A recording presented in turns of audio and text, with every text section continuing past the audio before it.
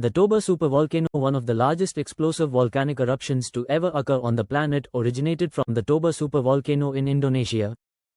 Approximately 74,000 years ago, it ejected 2,800 cubic kilometers of molten rock, nearly wiping out the human race, and causing a 1,000-year-long cooling episode around the globe. While this supervolcano is well known, Indonesia has in fact a second lesser-known supervolcano, a second supervolcano in Indonesia which is hiding in plain sight. Located on the very northeastern edge of the island of Sulawesi, the Tondano Caldera is surrounded by 4 highly active volcanoes such as Soputan. These volcanoes are all thought to in some manner share a common magma chamber with the still active supervolcano. Although Tondano has not erupted in historic times, evidence that it is still active can be found at several locations within its caldera via a series of active fumaroles.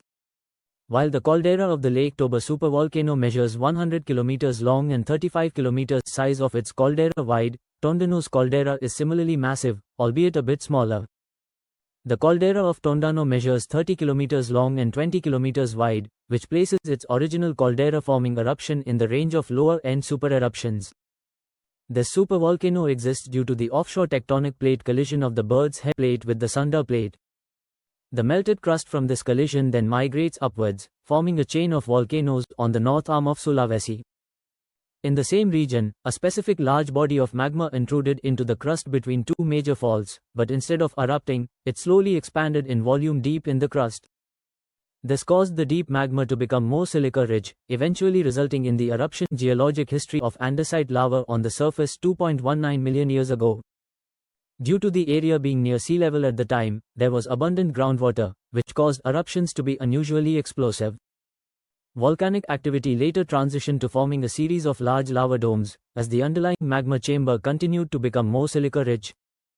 By 900,000 years ago, the magma had largely transitioned from andesite to rhyolite, which was a warning sign of events to come, as large-volume rhyolite magma chambers almost always result in a caldera-forming eruption.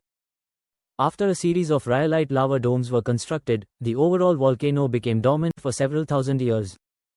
Supereruption then, 871,000 years ago, a massive eruption began on the surface. All of the volatile gas which had built up in the underlying magma chamber was subsequently released along a north-northeast trending fissure, which sent several simultaneous plumes of ash high into the atmosphere.